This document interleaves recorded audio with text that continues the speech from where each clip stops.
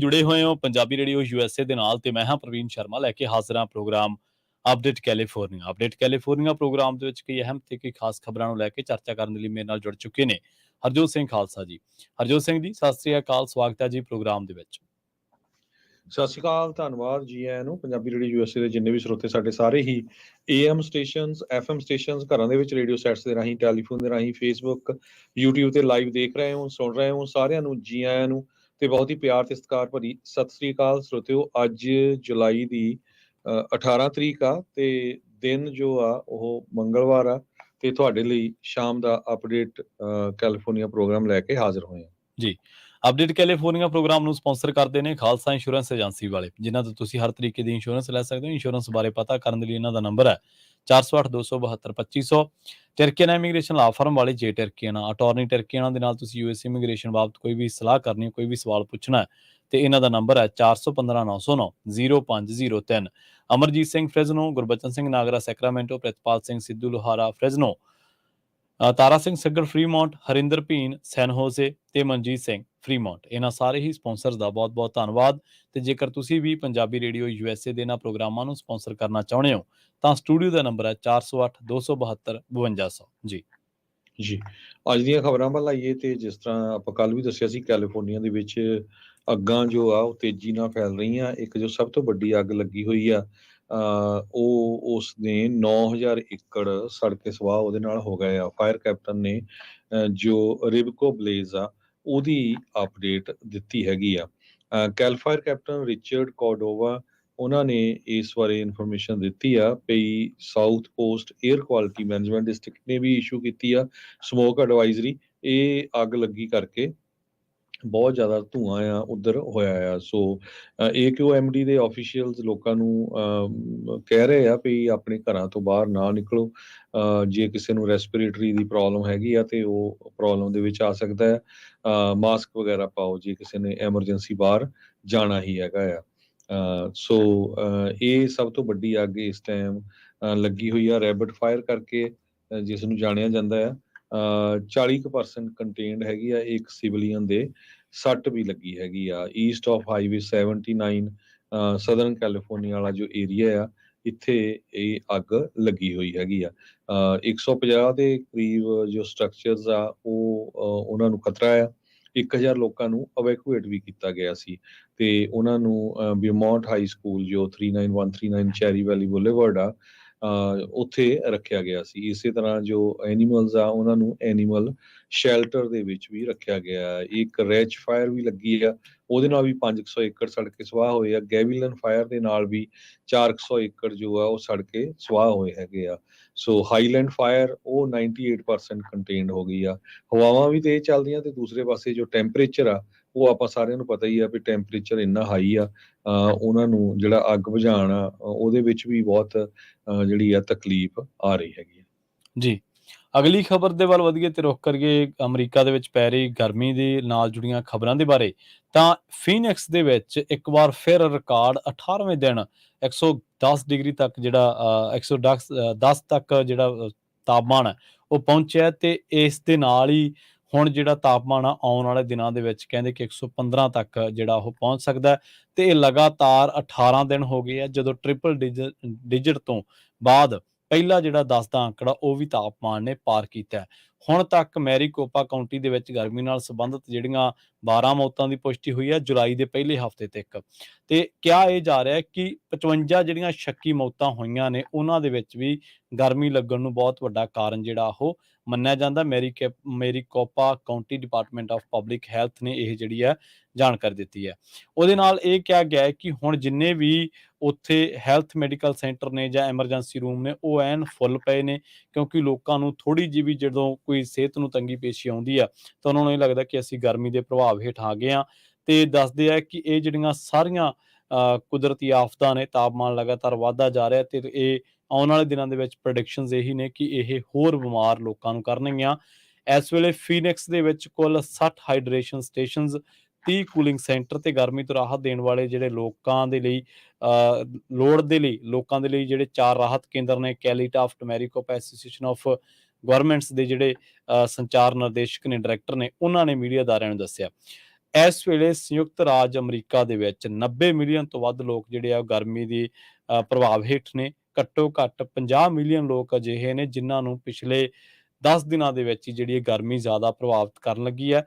10 ਜੂਨ ਤੋਂ ਲੈ ਕੇ ਲਗਾਤਾਰ 38 ਦਿਨਾਂ ਤੱਕ ਜਿਹੜਾ ਟੈਕਸਸ ਤੋਂ ਐਰੀਜ਼ੋਨਾ ਤੱਕ ਦੱਖਣ ਪੱਛਮ ਦੇ ਜਿੰਨੇ ਵੀ ਇਲਾਕੇ ਆ ਉਹਨਾਂ ਦੇ ਵਿੱਚ ਤਾਪਮਾਨ ਜਿਹੜਾ ਉਹ ਖਤਰਨਾਕ ਲੈਵਲ ਤੇ ਉੱਚੇ ਪੱਧਰ ਤੇ ਜਾ ਰਿਹਾ ਤੇ ਗਰਮੀ ਦੇ ਲਈ ਚੇਤਾਵਨੀਆਂ ਜਿਹੜੀਆਂ ਉਹ ਦਿੱਤੀਆਂ ਜਾ ਰਹੀਆਂ ਨੇ ਮੌਸਮ ਵਿਭਾਗ ਵੱਲੋਂ। ਤੇ ਇਹਦੇ ਕਰਕੇ ਹੁਣ ਕਹਿ ਰਿਹਾ ਕਿ ਫੀਨਿਕਸ ਦੇ ਵਿੱਚ ਜਿੰਨੇ ਵੀ ਹੈਲਥ ਸੈਂਟਰ ਨੇ, ਫੀਨਿਕਸ ਦੇ ਵਿੱਚ ਜਿੰਨੇ ਵੀ ਸਿਹਤ ਦੇ ਨਾਲ ਜੁੜੇ ਕੇਂਦਰ ਨੇ, ਉਹਨਾਂ ਦੇ ਵਿੱਚ ਲੋਕਾਂ ਦਾ ਜਿਹੜਾ ਆਉਣਾ ਜਾਣਾ ਉਹ ਇੱਕਦਮ ਵੱਧ ਚੁੱਕਿਆ ਜੀ।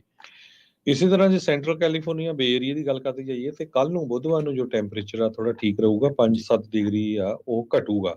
ਉਸ ਤੋਂ ਬਾਅਦ ਫਿਰ ਜੋ ਵੀਰਵਾਰ ਨੂੰ ਫਿਰ ਜੋ ਟੈਂਪਰੇਚਰ ਆ ਉਹ ਵਧਣਾ ਸ਼ੁਰੂ ਹੋ ਜਾਊਗਾ। ਅਗਲੀ ਖਬਰ ਵੱਲ ਚਲੀਏ। ਕਹਿੰਦੇ ਕੈਲੀਫੋਰਨੀਆ ਦੇ ਡਰਾਈਵਰ ਸਭ ਤੋਂ ਵਰਸਟ ਡਰਾਈਵਰ ਹੈਗੇ USA ਦੇ ਵਿੱਚ। ਸੈਨ ਡੀਗੋ ਜੋ ਉਹ ਨੰਬਰ 2 ਆਉਂਦਾ ਐਕਸੀਡੈਂਟ ਰੇਟ ਦੇ ਹਿਸਾਬ ਨਾਲ ਦੇਖਿਆ ਜਾਵੇ ਪੂਰੇ ਕੈਲੀਫੋਰਨੀਆ ਦੇ ਵਿੱਚ। Worst driver San Diego number 19, Riverside number 3, Los Angeles number 10, San Francisco number 13। San Diego ਦੇ ਵਿੱਚ ਕਹਿੰਦੇ ਵੀ ਲੋਕ ਆ ਨੰਬਰ 1 DUI ਦੇ ਲਈ ਵੀ।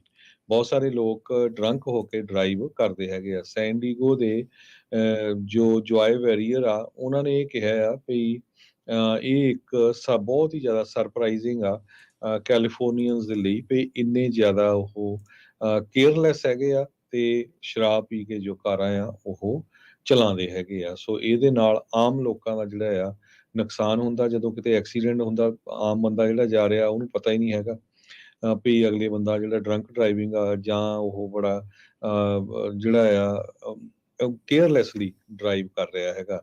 ਕਹਿੰਦੇ ਵੀ ਇੱਕ ਤਰ੍ਹਾਂ ਦੇ ਨਾਲ ਸ਼ੌਕਿੰਗ ਹੈਗਾ। ਸੋ ਇਹਨੂੰ ਸਾਰੇ ਨੂੰ ਦੇਖਦੇ ਹੋਏ ਬਹੁਤ ਸਾਰੇ ਜੋ ਸ਼ਹਿਰ ਆ ਉਹ ਆਪਣੀ ਤੌਰ ਦੇ ਉੱਤੇ ਉਹਨਾਂ ਨੇ ਕੰਮ ਕਰਨਾ ਸ਼ੁਰੂ ਕਰ ਦਿੱਤਾ ਹੈ ਵੀ ਕਿਸ ਤਰ੍ਹਾਂ ਇਸ ਨੂੰ ਕੰਟਰੋਲ ਕਰ ਸਕਦੇ ਹੈਗੇ ਆ। ਸੋ ਗੱਲ ਕਰਦੇ ਜਾਈਏ ਬੇ ਏਰੀਏ ਦੀ। ਬੇ ਏਰੀਏ ਦੇ ਡਰਾਈਵਰਸ ਨੂੰ ਹੁਣ ਤੁਹਾਨੂੰ ਆਟੋਮੈਟਿਕ ਟਿਕਟ ਤੁਹਾਡੇ ਘਰ ਆ ਜਾਣੀ ਆ ਜੇ ਤੁਸੀਂ ਬੇ ਏਰੀਏ ਦੇ ਕਿਸੇ ਵੀ ਹਾਈਵੇ ਤੇ 11 ਮਾਈਲਸ ਪਰ ਆਵਰ ਦੇ ਹਿਸਾਬ ਨਾਲ ਜ਼ਿਆਦਾ ਚਲਾਣੇ ਹੈਗੇ ਆ ਕਾਰ। ਮੰਨ ਲਓ ਵੀ ਜੇ ਕਿਤੇ 55 ਆ ਤੇ 66 ਤੇ ਚਲਾਉਂਦੇ ਹੋਏ ਕੈਮਰੇ ਲੱਗੇ ਹੋਏ ਆ ਤੇ ਉਹ ਕਹਿੰਦੇ ਵੀ ਆਟੋਮੈਟਿਕਲੀ ਹੁਣ ਤੁਹਾਡੇ ਘਰਾਂ ਦੇ ਵਿੱਚ ਟਿਕਟਾਂ ਆਉਣੀਆਂ ਸ਼ੁਰੂ ਹੋ ਜਾਣਗੀਆਂ। ਇਹ ਬਹੁਤ ਛੇਤੀ ਸ਼ੁਰੂ ਹੋਣ ਜਾ ਰਿਹਾ। ਸੋ ਜਿੰਨੇ ਵੀ ਸਾਡੇ ਸਰੋਤੇ ਸੁਣ ਰਹੇ ਆ ਪਲੀਜ਼ ਧਿਆਨ ਦਿਓ ਬੇ ਏਰੀਏ ਦੇ ਕਿਸੇ ਵੀ ਹਾਈਵੇ ਦੇ ਵਿੱਚ ਜਿਹੜੀ ਲੀਗਲ ਲਿਮਟ ਆ ਉਹਦੇ ਉੱਤੇ ਹੀ ਕਾਰ ਚਲਾਇਓ। ਜੇ ਤੁਹਾਡੀ 11 ਮਾਈਲ ਉਸ ਲੀਗਲ ਲਿਮਟ ਤੋਂ ਉੱਪਰ ਹੋਈ ਜੋ ਤੁਹਾਡੀ ਸਪੀਡ ਆ ਤੇ ਤੁਹਾਨੂੰ ਜਿਹੜਾ ਆ ਉਹ ਟਿਕਟ ਘਰ ਆ ਜਾਊਗੀ ਤੇ ਫਾਈਨ ਇਹ $50 ਤੋਂ ਸਟਾਰਟ ਹੋਊਗਾ। ਇਹਦੇ ਵਿੱਚ ਇੱਕ ਕੈਲੀਫੋਰਨੀਆ 'ਚ ਨਵਾਂ ਬਿੱਲ ਬਣਿਆ ਸੀ ਅਸੈਂਬਲੀ ਬਿੱਲ 645। ਸੋ ਇਸ ਬਿੱਲ ਦੇ ਮੁਤਾਬਕ ਜੋ ਡਰਾਈਵਰ ਸਪੀਡ ਕਰ ਰਿਹਾ ਆ ਉਹਨੂੰ ਟਿਕਟ ਦਿੱਤੀ ਜਾ ਸਕਦੀ ਆ ਸਪੀਡ ਕੈਮਰਾ ਦੇ ਨਾਲ ਤੇ ਇਦਾਂ ਹੀ ਆਟੋਮੈਟਿਕ ਬਿਲਿੰਗ ਸਿਸਟਮ ਦੇ ਨਾਲ ਤੁਹਾਡੇ ਘਰ ਦੇ ਵਿੱਚ ਟਿਕਟ ਆ ਜਾਊਗੀ। ਤੁਸੀਂ ਦੇਖਿਆ ਹੀ ਹੋਣਾ ਜਿਹੜੇ ਸ਼ਹਿਰਾਂ ਦੇ ਵਿੱਚ 4-ਵੇ ਸਟਾਪ ਦੇ ਉੱਤੇ ਜਾਂ ਲਾਈਟਾਂ ਦੇ ਉੱਤੇ ਕੈਮਰੇ ਲਾਏ ਆ ਵੀ ਕਿੱਦਾਂ ਟਿਕਟਾਂ ਤੁਹਾਡੇ ਘਰਾਂ ਨੂੰ ਆਉਂਦੀਆਂ। ਜਦੋਂ ਕਈ ਵਾਰੀ ਬੰਦਾ ਲੰਘਦਾ ਟਿਕਟ ਇੱਕ ਉੱਥੇ ਹੁੰਦੀ ਆ। ਤੇ ਇਹ ਜੋ ਨਵਾਂ ਪਾਇਲਟ ਸਪੀਡ ਕੈਮਰਾ ਪ੍ਰੋਗਰਾਮ ਆ ਇਹ ਬਹੁਤ ਜਲਦੀ ਇੰਪਲੀਮੈਂਟ ਹੋਊਗਾ। ਜਨਵਰੀ 2024 'ਚ ਕਿਹਾ ਵੀ ਮੇਜਰ ਜੋ ਸਿਟੀਜ਼ ਹੈਗੇ ਆ ਕੈਲੀਫੋਰਨੀਆ ਦੇ ਜਿਨ੍ਹਾਂ ਦੇ ਵਿੱਚ ਸੈਨ ਹੋਜ਼ੇ ਵੀ ਆ, ਓਕਲੈਂਡ ਵੀ ਆ, ਗਲੈਂਡਲ, ਲਾਸ ਐਂਜਲਸ, ਲੌਂਗ ਬੀਚ ਤੇ ਸੈਨ ਫਰਾਂਸਿਸਕੋ ਦੇ ਆਲੇ ਦੁਆਲੇ ਇਹ ਬਿੱਲ ਨੂੰ ਅਸੈਂਬਲੀ ਮੈਂਬਰ ਲੌਰਾ ਫਰੀਡਮੈਨ ਗਲੈਂਡਲ ਵਾਲੇ ਲੈ ਕੇ ਆਏ ਸੀ। ਸੋ ਜਿੰਨੇ ਵੀ ਸਾਡੇ ਸਰੋਤੇ ਸੁਣ ਰਹੇ ਪਈ ਹੁਣ ਮੈਂ ਰੈਡੀ ਹੋ ਜਾਓ। ਜਨਵਰੀ 1 ਤੋਂ ਜੇ ਤੁਹਾਡੀ ਸਪੀਡ ਇਹਨਾਂ ਸ਼ਹਿਰਾਂ ਦੇ ਵਿੱਚ 11 ਮੀਲ ਰੈਗੂਲਰ ਸਪੀਡ ਤੋਂ ਉੱਪਰ ਹੋਈ ਤੇ ਤੁਹਾਨੂੰ ਆਟੋਮੈਟਿਕਲੀ ਤੁਹਾਡੇ ਘਰ ਜਿਹੜੀ ਆ ਉਹ ਟਿਕਟ ਆ ਜਾਣੀ ਹੈਗੀ ਆ। ਇਹ ਨਵਾਂ ਲਾ ਜਿਹੜਾ ਬਣ ਗਿਆ ਹੈਗਾ। ਕਹਿੰਦੇ ਵੀ 2019 'ਚ 26% ਦੇ ਕਰੀਬ ਜੋ ਵਹੀਕਲ ਕ੍ਰੈਸ਼ਸ ਹੋਈਆਂ ਆ ਉਹ ਸਪੀਡਿੰਗ ਡਰਾਈਵਰ ਦੇ ਨਾਲ ਹੋਈਆਂ। ਸੈਂਟਰ ਫਾਰ ਡਿਸੀਜ਼ ਕੰਟਰੋਲ ਤੇ ਪ੍ਰੀਵੈਂਸ਼ਨ ਨੇ ਦੱਸਿਆ ਹੈਗਾ। ਇਹ ਜੋ ਬਿੱਲ ਜਿਸ ਦੀ ਮੈਂ ਗੱਲ ਕਰ ਰਿਹਾ ਹੈਗਾ ਆ ਆਲਰੇਡੀ ਇਹ ਪਾਸ ਹੋ ਗਿਆ 645 ਤੇ ਇਹਦੇ ਵਿੱਚ ਜੋ ਮੈਜੋਰਟੀ ਦੇ ਨਾਲ 10 ਜਣੇ ਹੱਕ ਦੇ ਵਿੱਚ ਸੀ, ਇੱਕ ਜਣਾ ਅਗੇਂਸਟ ਸੀ ਸੈਨੇਟ ਜੁਡੀਸ਼ਰੀ ਕਮੇਟੀ ਦੇ ਵਿੱਚ। ਸੋ ਆਲਰੇਡੀ ਇਹ ਬਿੱਲ ਪਾਸ ਹੋ ਗਿਆ ਹੈਗਾ। ਸੋ ਸਾਰੇ ਸਰੋਤੇ ਇਸ ਨੂੰ ਧਿਆਨ ਦੇਣ। ਜੀ ਜੀ।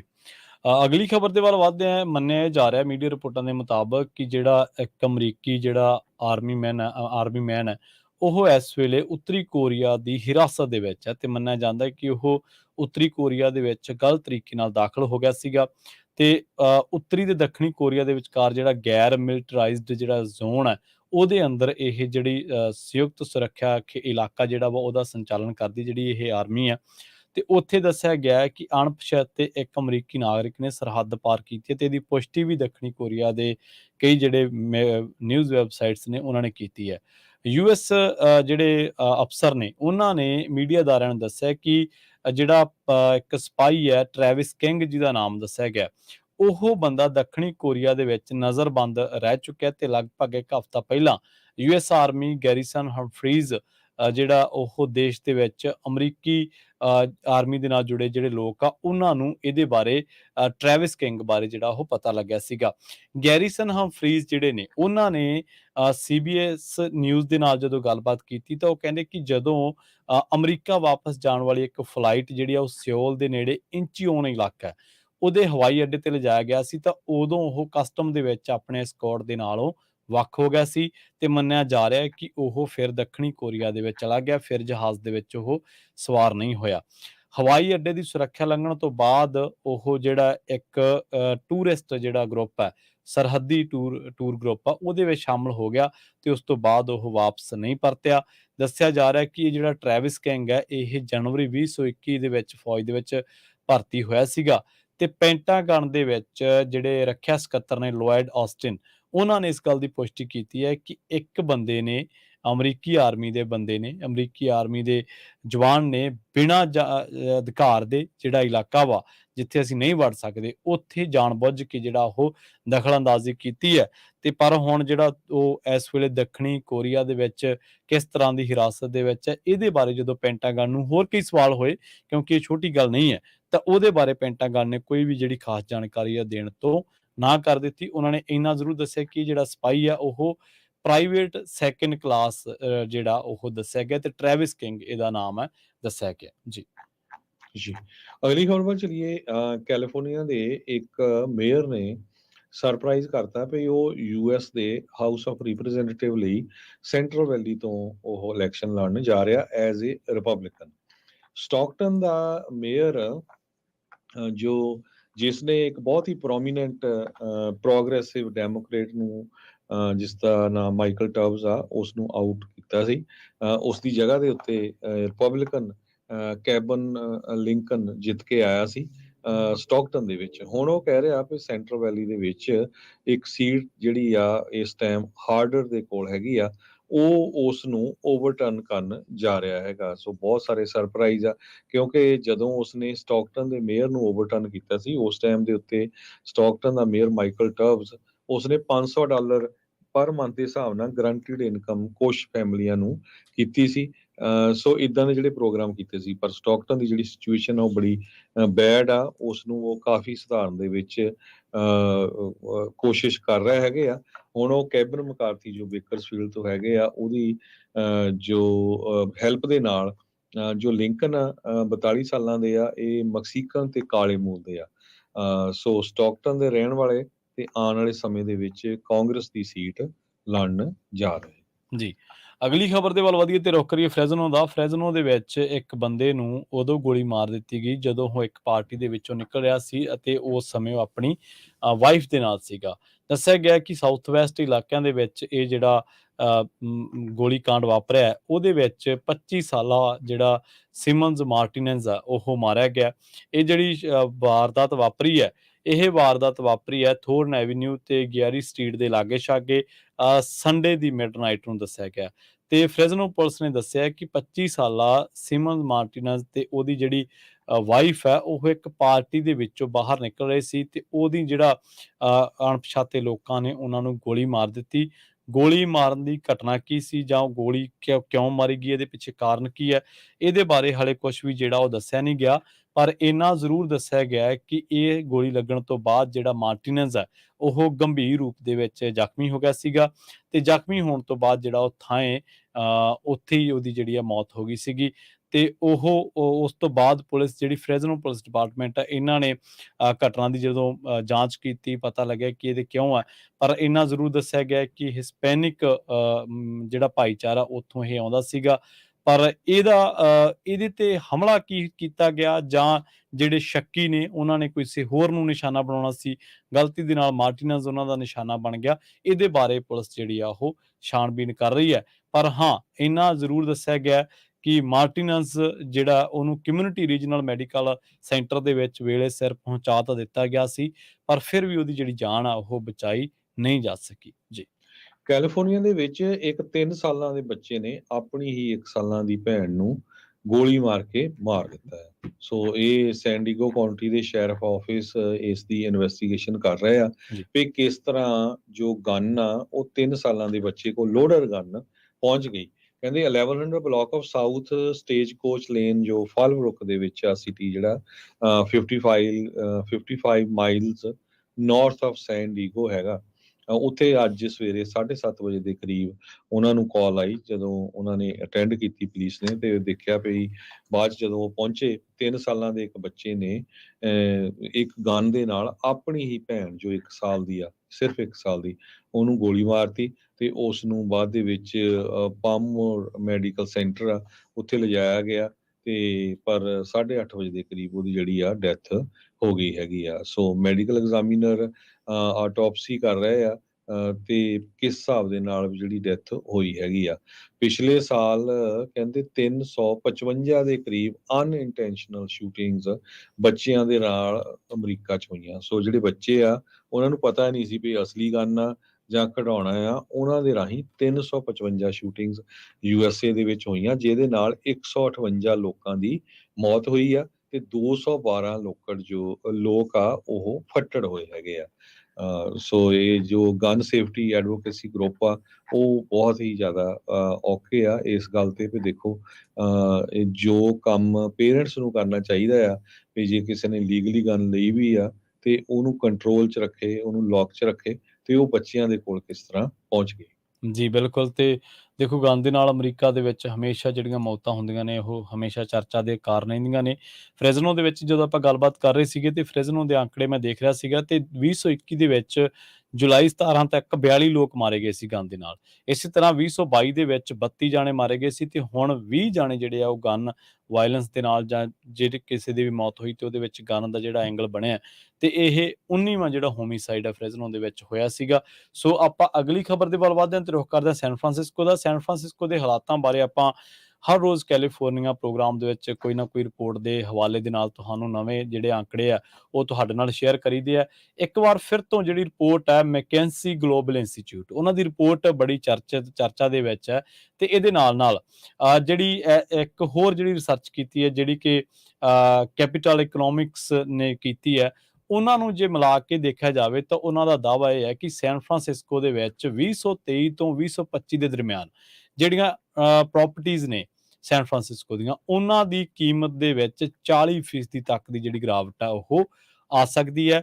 ਕੈਪੀਟਲ ਰਿਸਰਚ ਵਾਲਿਆਂ ਦਾ ਦਾਅਵਾ ਇਹ ਹੈ ਕਿ ਰਿਜ਼ਲਟ ਜਿਹੜੇ 2022 ਦੇ ਵਿੱਚ ਨਿਕਲੇ ਨੇ, ਇਹਨਾਂ ਦੇ ਮੁਤਾਬਕ ਜਿਹੜੀ ਉਹਨਾਂ ਦੀ ਸਟੱਡੀ ਹੈ ਉਹ ਇਹ ਗੱਲ ਕਹਿੰਦੀ ਹੈ ਕਿ ਕੈਲੀਫੋਰਨੀਆ ਦੇ ਇਸ ਸ਼ਹਿਰ ਦੇ ਵਿੱਚ ਜਿਹੜੀਆਂ ਵਪਾਰਕ ਇਮਾਰਤਾਂ ਦੇ ਨਾਲ ਰਿਹਾਇਸ਼ੀ ਇਮਾਰਤਾਂ ਦੀ ਜਿਹੜੀ ਕੀਮਤ ਹੈ ਉਹ ਲਗਾਤਾਰ ਡਿੱਗਦੀ ਜਾ ਰਹੀ ਹੈ। ਤੇ ਹੁਣ ਤੱਕ 2023 ਦੀ ਜੇ ਮੈਂ ਗੱਲ ਕਰ ਲਵਾਂ ਤਾਂ ਉਹ ਕਹਿੰਦੇ ਕਿ ਸੈਨ ਫਰਾਂਸਿਸਕੋ ਪ੍ਰਾਪਰਟੀਆਂ ਜਿਹੜੀਆਂ ਨੇ ਉਹ 2019 ਤੋਂ 2022 ਤੱਕ ਆਉਂਦਾ ਜੇ ਉਹਨਾਂ ਦਾ ਕੈਲਕੂਲੇਸ਼ਨ ਕਿ ਜਿਹੜੀਆਂ ਇਮਾਰਤਾਂ ਵਿਕੀਆਂ ਜਾਂ ਜਿਨ੍ਹਾਂ ਦੇ ਸੌਦੇ ਹੋਏ ਜਾਂ ਪ੍ਰਾਪਰਟੀ ਲੈਣ ਦੇਣ ਦੇ ਵਿੱਚ, ਤਾਂ ਉਹ ਕਹਿੰਦੇ 32 ਮਿਲੀਅਨ ਦੀ ਕੀਮਤਾਂ ਇਹਨਾਂ ਦੀਆਂ ਘੱਟ ਵਟੀਆਂ ਗਈਆਂ। ਸੋ ਅੱਗੇ ਉਹ ਫਿਰ ਜਿਹੜੇ ਮੈਕੈਂਜੀ ਵਾਲੇ ਨੇ ਉਹ ਦੱਸਦੇ ਨੇ ਕਿ ਰਿਟੇਲ ਸਪੇਸ ਦੀ ਡਿਮਾਂਡ ਘਟ ਗਈ ਹੈ, ਜਿਹੜੀ ਡਿਮਾਂਡ ਕਾਰਪੋਰੇਟ ਆਫਿਸ ਦੀ ਘਟ ਗਈ ਹੈ, ਤੇ ਇਸ ਕਰਕੇ 20% ਡ੍ਰੌਪ ਹੋਇਆ ਜਿੰਨੀ ਡਿਮਾਂਡ ਸੀਗੀ 2019 ਦੇ ਵਿੱਚ।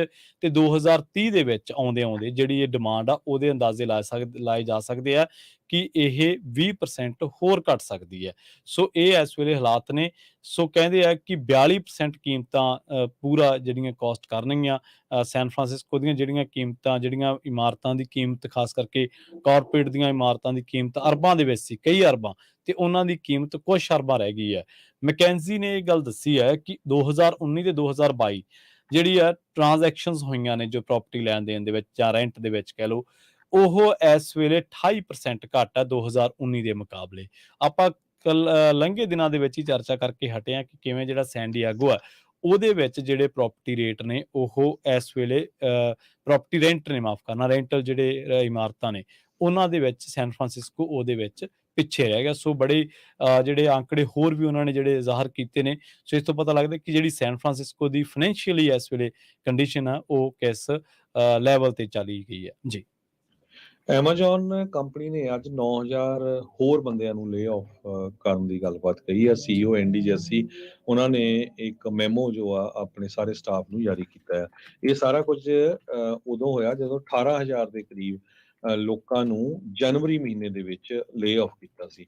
ਇਸ ਵਾਰੀ ਉਹਨਾਂ ਨੇ ਜੋ ਲੇ ਆਫ ਆ ਉਹਨਾਂ ਦੀ ਐਡਵਰਟਾਈਜ਼ਿੰਗ, ਹਿਊਮਨ ਰਿਸੋਰਸਿਸ, ਈਵਨ ਜੋ ਫਾਰਮੇਸੀ ਦਾ ਯੂਨਿਟ ਆ ਉਹਦੇ ਵਿੱਚ ਵੀ ਕੀਤਾ ਹੈਗਾ। ਦੂਜੇ ਪਾਸੇ ਜੇ ਸਟਾਕ ਮਾਰਕੀਟ ਦੀ ਗੱਲ ਕਰਦੇ ਜਾਈਏ, ਸਟਾਕ ਮਾਰਕੀਟ ਪਿਛਲੇ 7 ਦਿਨਾਂ ਤੋਂ ਲਗਾਤਾਰ ਉੱਪਰ ਜਾ ਰਹੀ ਆ। ਅੱਜ 366.58 ਡਾਓ ਜੋਨ ਇੰਡਸਟਰੀਅਲ ਅਪ ਗਿਆ ਤੇ ਕਲੋਜ਼ ਹੋਇਆ 34,951.93 ਤੇ।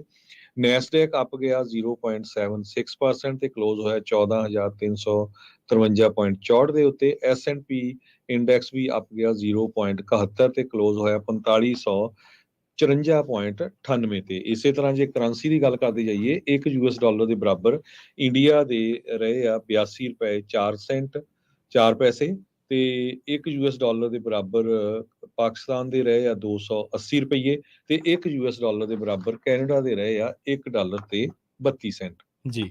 ਸੋ ਹਰਜੋਤ ਸਿੰਘ ਜੀ, ਪ੍ਰੋਗਰਾਮ ਦਾ ਸਮਾਂ ਜਿਹੜਾ ਸਮਾਪਤੀ ਵਾਲਾ ਜੀ, ਲਈਏ ਜੀ ਇਜਾਜ਼ਤ। ਸੋ ਸਰੋਤਿਆਂ ਤੋਂ ਇਜਾਜ਼ਤ ਲੈਂਦੇ ਆ। ਮੇਰੇ ਹਰਜੋਤ ਸਿੰਘ ਵੱਲੋਂ ਤੇ ਪ੍ਰਵੀਨ ਸ਼ਰਮਾ ਵੱਲੋਂ ਤੁਹਾਨੂੰ ਸਾਰਿਆਂ ਨੂੰ ਬਹੁਤ ਹੀ ਪਿਆਰ ਤੇ ਸਤਿਕਾਰ ਭਰੀ ਸਤਿ ਸਤਿ ਸ੍ਰੀ ਸ੍ਰੀ ਅਕਾਲ। ਅਕਾਲ ਤੇ ਸੁਣਦੇ ਰਹੋ ਪੰਜਾਬੀ ਰੇਡੀਓ USA।